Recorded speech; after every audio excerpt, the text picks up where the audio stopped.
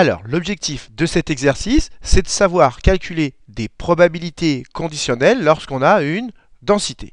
Alors, commençons par rappeler ce qu'il faut savoir pour traiter cet exercice.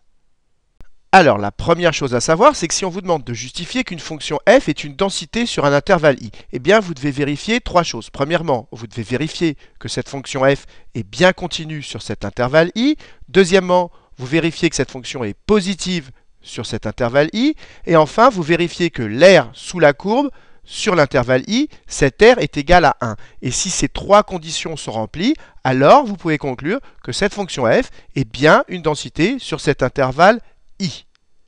La deuxième chose à savoir, c'est que si grand X c'est une variable aléatoire de densité petit f, la probabilité que grand X soit compris entre a et b, eh bien cette probabilité, elle est égale à l'intégrale de la densité, c'est-à-dire l'intégrale de petit f entre a et b. Voilà la deuxième chose à savoir. Alors maintenant, je n'en dis pas plus, vous savez tout ce qu'il faut pour résoudre cet exercice. Donc maintenant, appuyez sur pause, cherchez bien cet exercice, puis seulement après avoir bien cherché, regardez la correction. Alors, corrigeons la première question. On nous demande de vérifier que cette fonction f qui est définie ici est bien une densité de probabilité sur 0,4.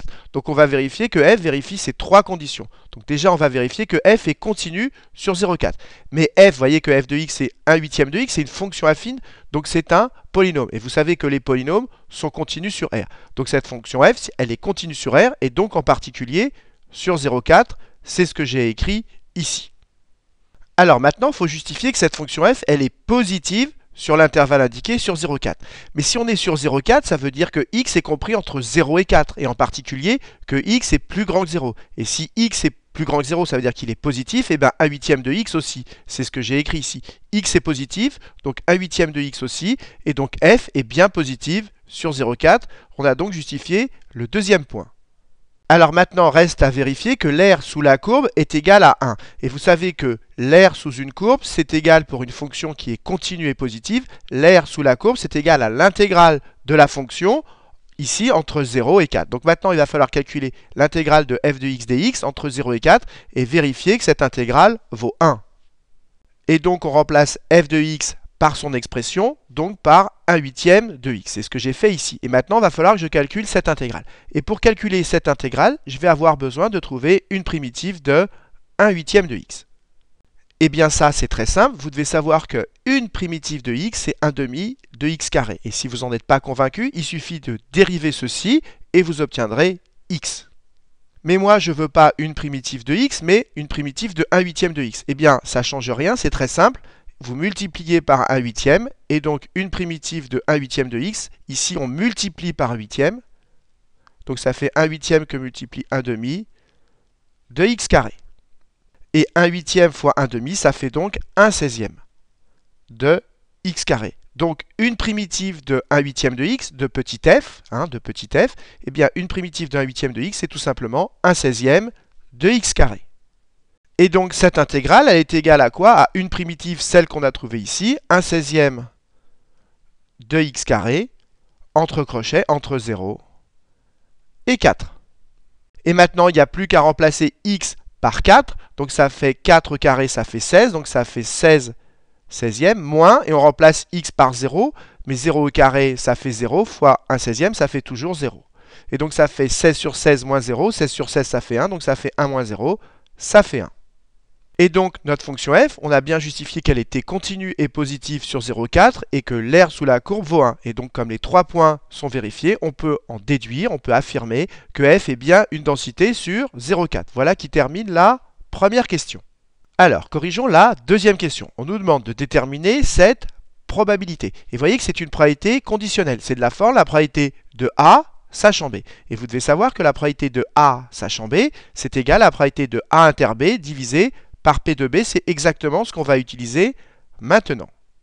Et donc, par définition, la probabilité que grand X soit compris entre 1 et 3, sachant que grand X est supérieur ou égal à 2, eh bien, c'est la probabilité de ça inter ça, c'est ce que j'ai écrit ici, divisé par P de X supérieur ou égal à 2. Et maintenant, on va arranger.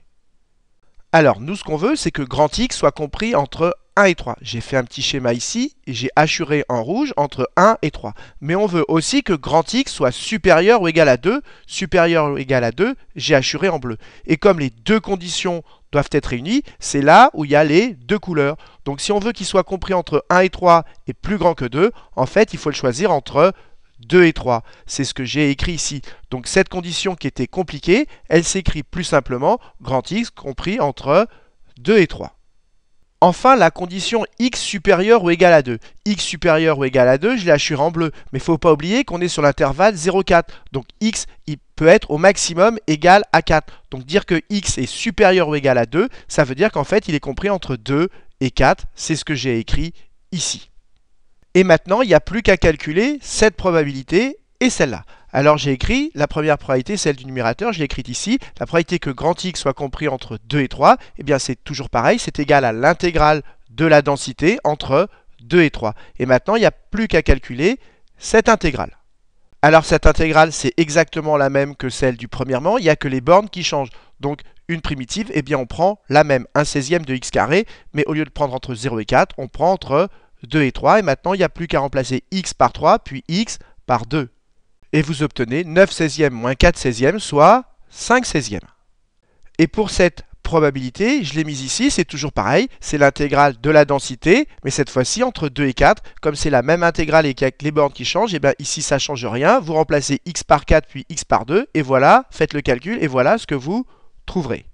Et maintenant, pour conclure, il n'y a plus qu'à remplacer cette probabilité par 5/16 et celle-là par 12/16, c'est ce que j'ai fait ici. Et donc la probabilité que grand X soit compris entre 1 et 3, sachant que grand X est supérieur ou égal à 2, eh bien cette probabilité, elle vaut 5/16 sur 12/16. On peut donc simplifier par 16, ce qui fait 5/12. Voilà qui termine la deuxième question. Alors, corrigeons la troisième question. On nous demande si ces deux événements sont indépendants ou pas. Alors là, il y a deux méthodes. Premièrement, on peut calculer P de A inter B et on regarde si c'est égal à P de A fois P de B. Si c'est égal, les événements sont indépendants et si c'est pas égal, les événements ne sont pas indépendants. Et deuxième méthode, on calcule P de A sachant B et on regarde si c'est égal à P de A. Et si c'est égal à P de A, ça veut dire que la connaissance de B n'influe pas et donc ça veut dire que A et B sont indépendant. Mais comme ici on a déjà calculé une probabilité conditionnelle, la probabilité de A sachant B, eh bien on va utiliser la deuxième méthode, ça va aller plus vite. Donc nous, on a calculé la probabilité de A sachant B, eh bien on va regarder si c'est égal à P de A. Donc maintenant on va calculer la probabilité que X soit compris entre 1 et 3. Et si c'est égal à cette probabilité conditionnelle, eh bien ça voudra dire qu'ils sont indépendants. Et si c'est pas égal, ça voudra dire qu'ils sont pas indépendants. Alors la probabilité que grand X soit compris entre 1 et 3, je l'ai écrit ici, c'est toujours le même calcul, c'est l'intégrale entre 1 et 3 de la densité. Et donc toujours une primitive, c'est la même chose, c'est 1/16 de x carré entre 1 et 3, il n'y a plus qu'à remplacer x par 3 et x par 1. Et si vous remplacez x par 3, ça fait 9/16, puis x par 1, ça fait 1/16, vous faites la soustraction, ça fait donc 8/16, c'est-à-dire 1/2. Donc pour conclure, moi j'ai calculé cette probabilité, la probabilité de ceci, et j'ai trouvé, c'est ce que j'ai écrit ici, 1,5. Et la probabilité de ceci n'est pas égale à la probabilité de tout cela, parce que la probabilité de tout cela, c'est ce qu'on a écrit ici, c'est 5/12, et 5/12, c'est pas égal à 1,5. Donc comme la probabilité de ceci n'est pas égale à la probabilité de tout cela, c'est donc qu'on est dans le cas où la probabilité de A sachant B n'est pas égale à la probabilité de A, et bien ça veut dire que comme c'est pas égal, ces deux probabilités, et bien les deux événements ne sont pas indépendants, c'est ce que j'ai écrit ici. Comme la probabilité de ceci n'est pas égale à la probabilité de tout cela, c'est ce que j'ai écrit ici, donc ces deux événements x supérieur ou égal à 2 et cet événement-là, et bien ces deux événements, ils sont liés, ils ne sont pas indépendants. Voilà qui termine la troisième question, et donc cet exercice. Juste, je me permets d'insister encore une fois, comme on a montré que la probabilité de ça, sachant ça, n'est pas égale à la probabilité de ça, ça veut dire que le sachant ça, le sachant x supérieur ou égal à 2, va influer. C'est pour ça qu'on dit que les deux événements ne sont pas indépendants, c'est qu'ils sont liés, parce que je répète, la connaissance de x supérieur ou égal à 2 va influer sur cette probabilité, parce qu'on ne trouve pas le même résultat que quand on la calcule sans ceci. Voilà ce qu'il faut comprendre. Alors, comme d'habitude, si cette vidéo vous a plu, n'hésitez pas à la partager et à la liker.